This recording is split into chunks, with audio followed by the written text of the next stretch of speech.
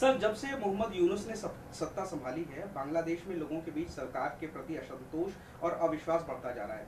सूत्रों की माने तो सेना राष्ट्रपति पर दबाव बना सकती है कि वो आपातकाल घोषित करे या फिर तुरंत चुनाव हो।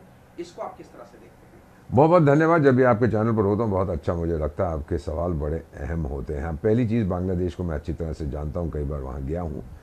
आपने ये प्रश्न पूछा है कि वहाँ पर अब क्या हो रहा है। सबसे पहली बात यह है कि ये जो मोहम्मद, जिनको मैं यूसलेस खान कहता हूँ, आप यूनुस खान कहते हैं, ये बांग्लादेश में कोई इलेक्टेड लीडर नहीं है। ये तो हिलरी या बिल्लू क्लिंटन का खनसामा होता था या चपरासी होता था, ऐसा कुछ। इसको पुरस्कार नोबेल वगैरह देके इसको वहाँ पे चीफ एडवाइज़र बना दिया, चीफ एडवाइज़र टू हिमसेल्फ।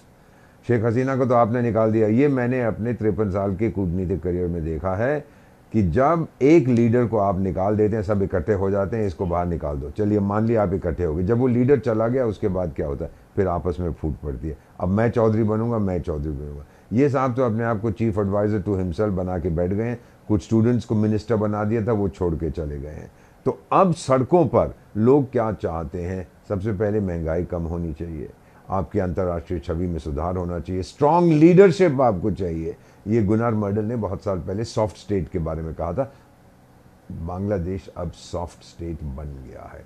और उनके आर्मी चीफ ने एक वार्निंग भी दी थी कि अगर हमारे पॉलिटिकल लीडर्स, उनको अकल नहीं आती है तो फिर विदेशी ताकतें इसमें दखल अंदाजी करेंगी बांग्लादेश में। उनका इशारा चीन और पाकिस्तान की तरफ था। तो मेरा मानना है कि वो एक बैठा हुआ बिगड़ा हुआ शहजादा लंदन में, वो बांग्लादेश नेशनलिस्ट पार्टी का जो बेगम खालिदा जिया का बेटा, वो कहता है मुझे प्रधानमंत्री बनना है, इलेक्शन एकदम कराओ। ट्रंप साहब ने भी कहा इलेक्शन करवाओ, ट्रंप साहब के ऑफिशियल्स ने कहा है कि इलेक्शन करवाओ। तो ये अनइलेक्टेड गवर्नमेंट, जब इतनी समस्याएं होती हैं, वो चला जाएगा। मेरा मानना है बांग्लादेश की फौज 10 डिवीजन हैं, वो सब ढाका की तरफ आ चुके हैं। जैसे हम ये रिकॉर्ड कर रहे हैं आज, उसी टाइम पे वो लोग सब सेंसिटिव एरियाज में चले गए। मेरा मानना है कि अब मोहम्मद यूनुस खान साहब को वापस चले जाना चाहिए अमेरिका, वहाँ जाके फिर क्लिंटन साहब के लिए माछेर झोल बनाए, क्योंकि बांग्लादेश में उसकी कोई जगह नहीं है।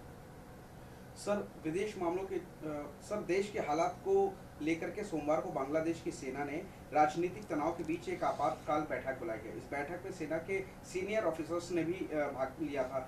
क्या यूनुस के तख्ता पलट की तैयारी की जा रही है? 100%, क्योंकि अब आप ही के मीडिया से हमने सुना है, आगे मैं कुछ नहीं कहूँगा, कि हमने जो वहाँ के वकर जमान साहब आर्मी चीफ, उनको हमने वार्निंग दी थी कि भाई आपके अगेंस्ट कुछ प्लॉट किया जा रहा है और कुछ इंटेलिजेंस का जो आपका आदमी है उसको बिठाया जाएगा आपकी जगह आर्मी चीफ बना के। तो उन्होंने फिर कार्रवाई की और जो लोग उनके अगेंस्ट प्लॉट कर रहे थे, चुपचाप से उनको उन्होंने साइडलाइन कर दिया है। मेरा मानना है कि बांग्लादेश की फ़ौज, जिसने अभी तक दखल अंदाजी नहीं की है, ए पॉलिटिकल रहे हैं और शाबाश, आपने बहुत अच्छा किया।